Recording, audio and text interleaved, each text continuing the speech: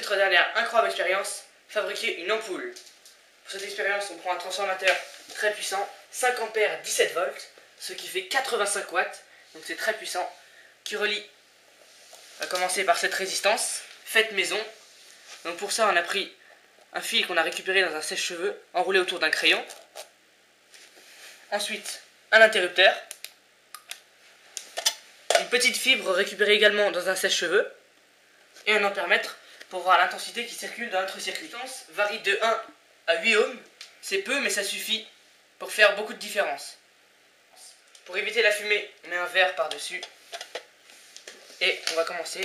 Alors, je prends le maximum des ohms, à peu près, bon 7-8 ohms, je démarre. 1 ampère 47, et le filament ne fait rien du tout, il chauffe mais ne dégage pas de lumière.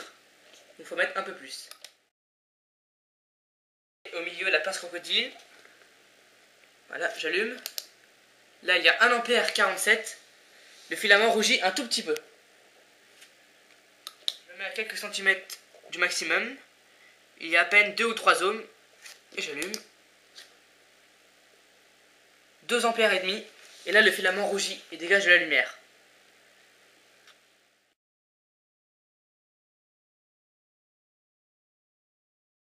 Maintenant, je mets la résistance au minimum et le filament ne va pas griller, vu qu'il est bien fait. Voilà, 3 ampères, 2 ampères 98, 3 ampères quasiment. Là, le filament éclaire carrément. Au milieu, il est blanc et sur les bords, de plus en plus rouge. 3 ampères pile.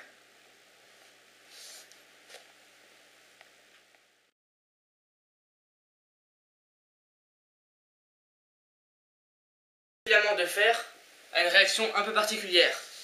Il s'allume très peu, il grille très vite. Mais par contre, si on lui met vraiment beaucoup d'ampères, la première seconde, attention, c'est parti.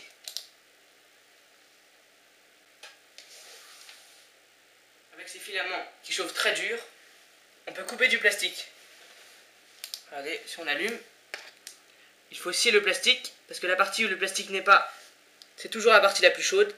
Il y a un peu de fumée, et ça y est, la lamelle a été coupée en deux. Par contre, le plastique, c'est directement resolidifié derrière, ce qui fait que là il tient. Et pour le casser, il suffit juste de faire une petite impulsion.